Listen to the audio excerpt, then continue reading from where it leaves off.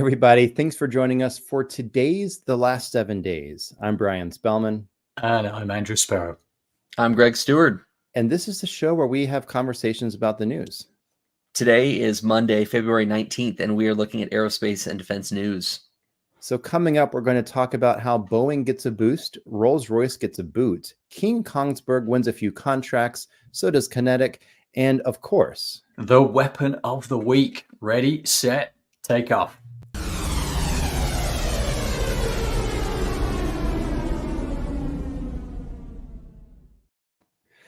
All right, so you guys know that Rolls-Royce has been the sole engine supplier for Thai Airways, right?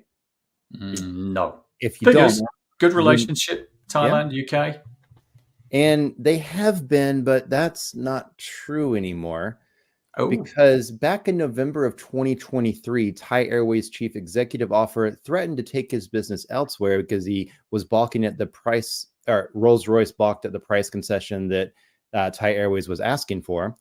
And so on Wednesday, I guess, happy Valentine's Day, Rolls-Royce said they were ordering 45 Boeing aircraft that are powered by General Electric as opposed to Rolls-Royce engines.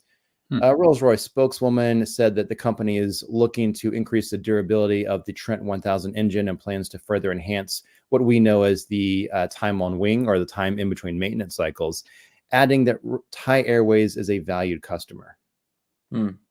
I mean, I'm glad to hear that the relationship between Rolls-Royce and Thai is still strong, if they're still a valued customer, right? But at least it's hanging in there. But I'm sure Rolls is a little frustrated at losing so much revenue. I mean, there's this fine line to walk. You can't give away the farm, but even smaller margins on a product or service is better than zero margin. To me, it's just about keeping your costs down, isn't it? Really, that's essentially what we're talking about here, I think, and that means managing your product lifecycle better, making sure you've got your application in place to do so. So obviously you've got your product design optimization, making sure your fuel efficiency is there, you're reducing your weight, you're looking at your entire product lifecycle, synchronized digital continuity. Again, that's a collaborative platform that's needed. Supplier collaboration, getting better deals with your suppliers. So you're going to use your platform again to integrate them, make them more efficient. And then you touched on it earlier, which is maintenance and getting your predictive maintenance strategy in place and execution. So those engines are running longer or more efficiently, certainly to minimize the maintenance costs. Now, you're talking about cost savings here. And when a company saves cost, the question is, how much of this needs to go to the company's profit margin? How much gets passed on to the customer? How much would be used to save a customer relationship? Let's be honest. Pass through to a customer is a PR exercise. So if the customer hears that somebody's able to drop their costs, the customer perception is going to be, you're going to reduce my ticket. But if they don't hear about it, then there probably is going to be no impact on ticket. And in this case, I don't think anything's going to get passed down the line to a consumer like little old me. Yeah.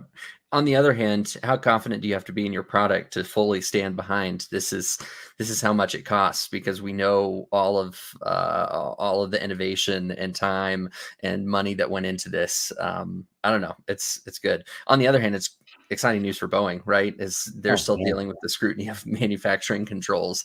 A win is a win.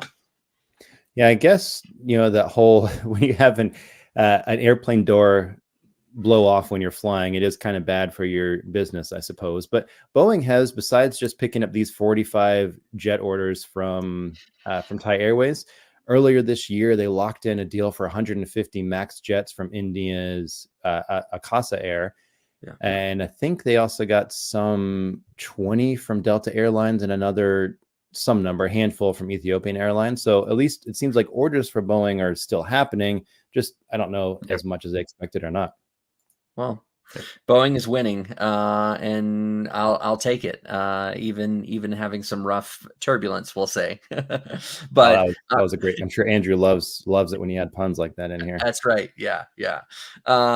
Some other wins this week. Kongsberg had a strong week across two of their divisions, Kongsberg Discovery and Kongsberg Maritime, both having secured fairly large contracts. Kongsberg Discovery has been awarded a significant contract by the Defense Science Innovation Unit to improve the U.S. Navy's undersea operations capabilities. It's a 24-month contract, intends to accelerate the use of state-of-the-art Hugin autonomous underwater vehicles, AUV technology, for its vital Navy operations. Autonomous underwater vehicles. Autonomous underwater vehicles. Underwater drones is what I'm envisioning. Underwater drones. All right. Yeah. Yeah. It's exciting. Additionally, Kongsberg Maritime has secured a contract with Ulstein Verft for the supply of an extensive equipment package for 4 wind farm commissioning service operation vehicles. I know we like our acronyms, but it's CSOV, 2 for Bernard Schulte Offshore and 2 for JP Morgan Asset Management. Now, the 90-meter vessels, which feels large to me. That's a football field is what? A football field's 109 meters. Okay. Yeah, I didn't know. Yeah, this just barely fits inside of a football field. Yeah. And I don't know how wide or how tall they're going to be. It's interesting if they're wind farms, right? You've got to have those up there. Do we have a photo of that? Looks I think right here. Oh, there we go. Yeah. I'm pretty excited about. I would love to see one of these in person, but maybe one of these days. I mean, obviously simulation. Okay, so some of those turbines look like they're on or right in front of or on the ships. Yeah. Or is that just that's just a reflection? I think it's just design of the ship. I think they just painted them on there. Yeah. Make it look like there's more out of Jules Verne. More than there are. Yeah. I mean, simulation is going to be important in testing these products, whether they're under the water or above the water before they even touch the ocean. But are we really able to simulate the power of the ocean with our technology? Because that seems a little all over the place and maybe some unpredictability. But also, how does someone even begin to determine the best software and tech to build and simulate these? I think great questions and really relevant. I'm going to let Brian take that one. But I think before we go there, to me, shipbuilding is an industry absolutely in itself and very unique. A lot of people think that it's large, complex assembly. It's got to be a bit like building an aircraft. Well, no, it isn't. It is pretty different. The whole landscape. I mean, you look at the whole infrastructure as an example. Shipyards are just enormous for building these things. You mentioned 90 meters, I think, earlier. Absolutely, and more. And much more than that. So it's very complex.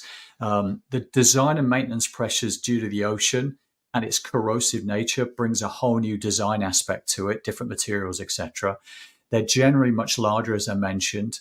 Huge customization going on. So very much an engineer to order type environment versus a configure to order.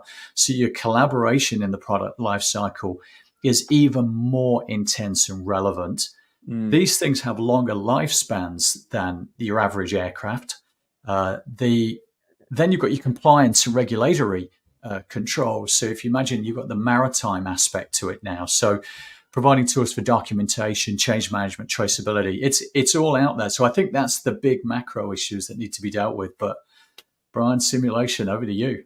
So most of my experience with simulation is in aerospace with things, flying up in the air as opposed to under the water. But some really good points to consider that I think you touched on a little bit are when you're trying to simulate the impacts of the ocean, there's a lot going on, the pressure as well as all the currents, the movement, and being able to do that, anything that simulates flow, we have these technologies out there, but I think it's just a lot to consider. And I'm curious how accurate, how advanced these are going to be. It'll be really neat to see. I want to see this simulation. I want to see how we do this in design. Yeah. So Kinetic, which I believe we talked about last week, you guys might remember, Connecticut has just had some pretty good news here. The UK Ministry of Defense, acronym, of course, MOD, has granted a $13 million pound, or if we want to use real money, $16.3 million. I said $13 million pound, didn't I? Yeah, you did. It was 13 million pound or $16.3 million contract to the Aurora Engineering Partnership, which is an organization that's got 3 companies, Atkins Realist, BMT, and Kinetic. And This is a 4-year contract that is led by Kinetic. It's going to provide specialist engineering advice to the Defense Equipment and Support, which is the MOD's procurement arm. It's going to help them construct and integrate Type 26 and Type 31 frigates into the Royal Navy, integrate them starting in 2026. Integration is the issue here, isn't it? You just touched on it there. The Warship Combat System Support Service, which is WC3S, has played a vital role in this one, in the development of these new frigate programs since 2014, actually, I remember, that ultimately ended in the signing of this contract. The integration challenges in shipbuilding, I just touched on it a minute ago, are very complex, given the diverse components involved in the need for this kind of seamless coordination. You don't coordinate and it's not seamless, you sink. AEP's role encompasses sourcing combat systems, managing government-furnished information, and supporting the dockyard delivery of combat systems and government-furnished equipment. So a big collaborative effort is what is needed. It addresses the challenge related to the intricate nature of the combat system integration. So long way to go, but all of that comes together 2026 with a bunch of frigates by the looks of it. You kept mentioning government information, government stuff here, which means we're talking about military requirements. We're talking about government regulations, requirements management. This is a lot to figure out, how to put all of this in. And I guess really quick, so we also mentioned Type 26, Type 31. Type 26 frigates are known as the City class. They're multi-purpose warships. And Type 31 are the Inspiration class, which are supposed to help you go into different parts of the world and kind of explore and, I guess, protect the interest of the UK. See what that means, I guess. Is the UK, Andrew, you're from the UK. Is the UK going to try world domination again? I think there's still a few of them over there thinking that time will come once again. Yeah, but nobody's met China recently, so I don't think it's on the cards. God save the king. Yep. So, we have a time every week that I think is Andrew's favorite time. Oh, yeah, it is. It's now time for the weapon of the week, isn't it? So this week, we have coming up. Andrew, hold on. Is it okay? Are you okay if I take the weapon of the week? I feel like I've got one that's pretty exciting. You better have a big one. That's all I'll say. Okay, sounds good. MBDA Germany has clinched an export order for its latest shoulder-fired guided missile system, coined the Enforcer. Does that work for you? Oh, that's a weapon of the week with a name like that, isn't it? There we go. I feel Arnie's got to be carrying one of those. Yes, of course, in his back pocket. That's right. I mean, this comes after the German military ordered them from MBDA back in 2020 for, I think, full delivery this year. But another buyer has made a purchase to export them from MBDA Germany. Now, a company spokesman confirmed the procurement. However, they didn't share any order details, such as value, quantity, timeline, or even the customer's identity. So according to MBDA, the Enforcer system is designed to offer precision effects with low collateral damage against various targets, including lightly armored stationary and moving targets, even in urban settings. Its effective range exceeds 2,000 meters, which... Oh, there we go. There's a good photo of it. But that is a beast. That's 2 kilometers, 1.6 miles. That is a heck of a range. Did you just convert from meters to kilometers in your head like that? That's impressive. I mean, I can't go from inches to feet. I struggle with that. So I'm definitely impressed with that. But now I'll always remember that 2 kilometers is 1.6 miles. So, but here's my question for it. Is an order for this deadly shoulder-fired guided missile system, is it allowed to be off the books, or are they just kind of delaying the announcement of here's who bought all of these? here's military armament. How could that possibly be off the books? I mean, imagine if you're walking around the warehouse and one just goes off accidentally, and the boss goes, "What was that?" You go, drop something. Drop something. It wasn't there. It didn't exist. It was off the books. Yeah. But let's be honest. Isn't that the way that most military stuff works anyway? That's true. Oh, you've been watching too many movies.